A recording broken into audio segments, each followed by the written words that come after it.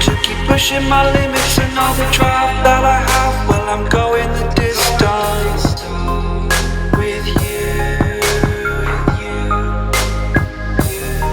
I didn't know what I had till I knew what was missing, and everything that I dread, well, I built a resistance with you. Hello guys, my name is George and welcome to episode number 3.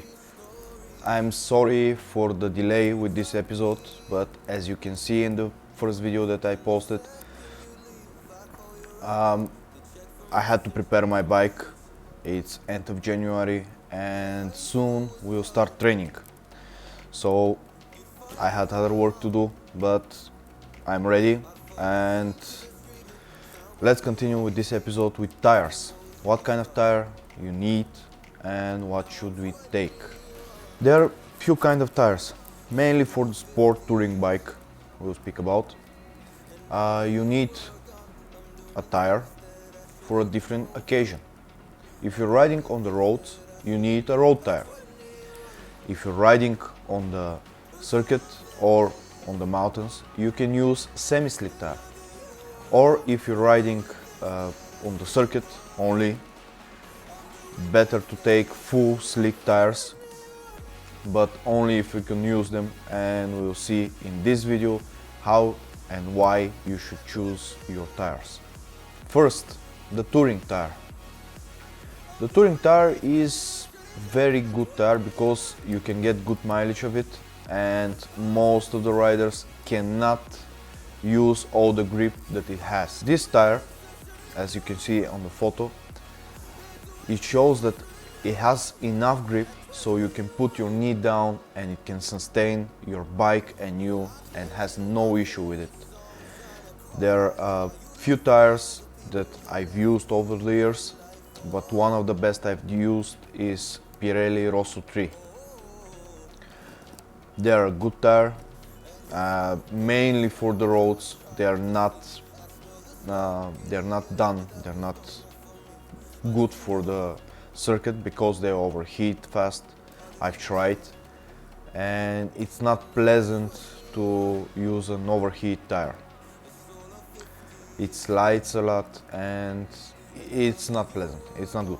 You can take less touring tire, something between the semi-slick and touring tire, like Pirelli Rosso 2, and you can see that this tire is designed for occasional track days and for road usage. The semi-slick tire is just a normal tire in the middle. At the end you can see it's without any stretch, it's full slick on the ends. So when you're leaning, the tire has maximum grip. But this tire is not good with mileage because it's designed to give you good grip. And if you're commuting, this tire is not for you because it's expensive and will tear faster. And the slick tire. The slick tire is for racing. It's not allowed to use it on the roads, and I had many questions over the years. Do you have any tire left? Because I was using my bike for the street and for the circuit, and to not change everyday tires, I use the slick tire for all. But it's not good like this. I made a mistake and I'm trying to help people not to make the same mistake I did. Because of the slick tire is designed to use on the track, is designed to do a lot of work. First, the tearing, the tire life is very short. You can use it on the circuit if you're riding good and fast. You can use it for a day, maybe 2 max. If you're with a 1000 cc bike, the front is less abused and you can use it for several days, but the back maximum 2 days you can take of it. It's not possible because it pushes too much. It gives 180 200 horsepower on the wheel, and there is no option that the tire can sustain the bike, sustain you, and use and give grip to all that power when you're leaning, and it's just too much work for it, and it's incredible how good they perform. The straight marks on the tires, they are made for usage on the wet also. So when you're riding over water, it's no problem because the water has a place to go. When you're riding with a slick tire, there is no place to go, and you receive an aquaplane, and you have no grip actually at that time, and it's very dangerous. And the road tire can heat better and easier on the roads. You don't need heat blankets, nothing like this. You only can go out and start riding at first at 60-70%, and in 5-10 minutes the tire is heated enough and you can start riding good. The semi-slick tire is almost the same. I mean, you may not use heaters or blankets or something like this to heat the tire, but it works better when it's cold than the slick tire, because the compound is different. I will not get in what compound is used in the tires and etc, etc, etc, because I'll have to make the video 50 minutes, 1 hour, 2 hours long, because there's too much to say about them. That's why I'm focusing on only on bikes, street bikes and touring bikes, or in the circuit, and I'm trying to explain what you should use on which occasion.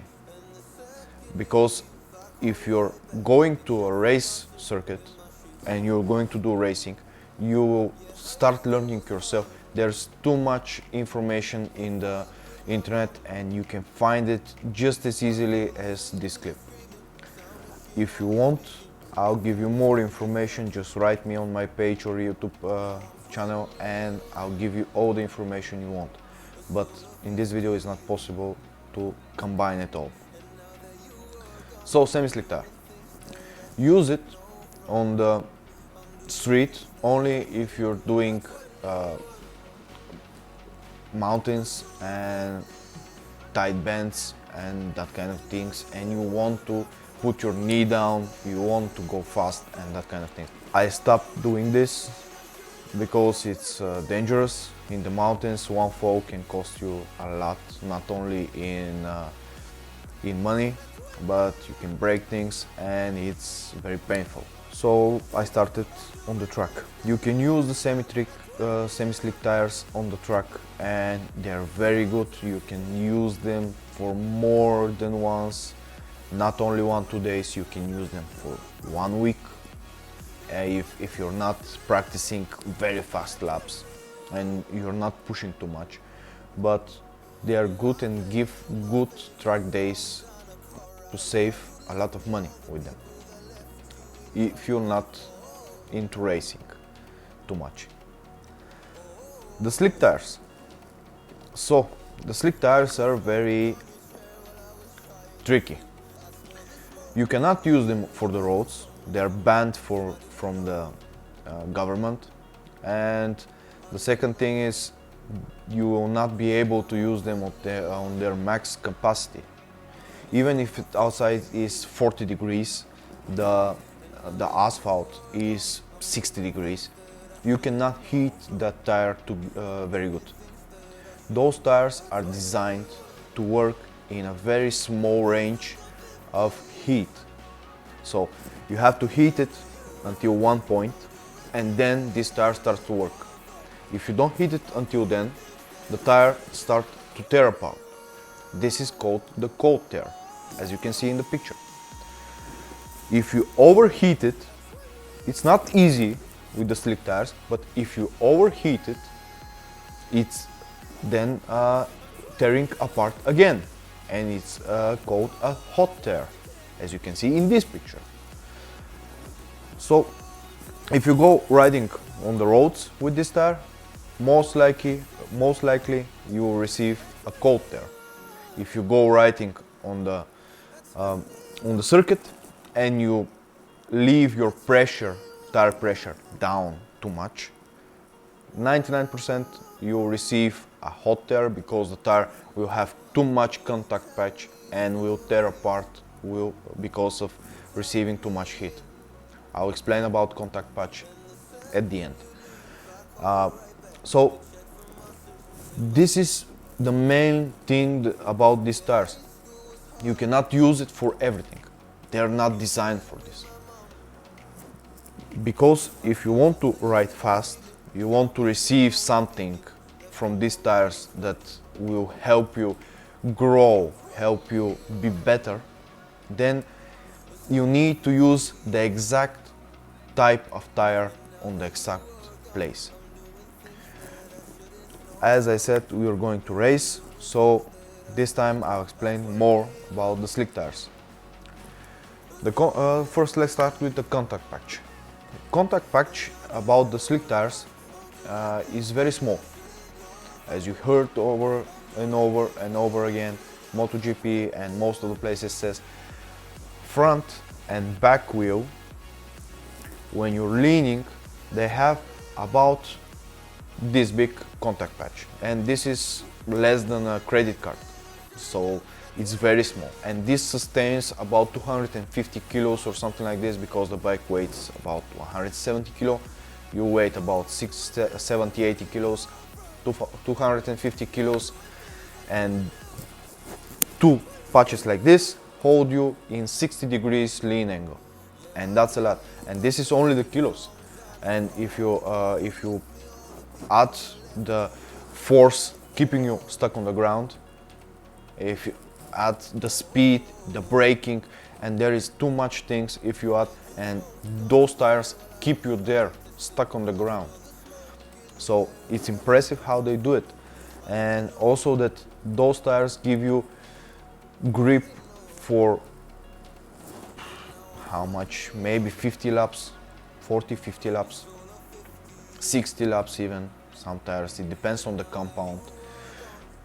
So you receive that much grip for that long time, and the grip is consistent. You receive the grip all the time.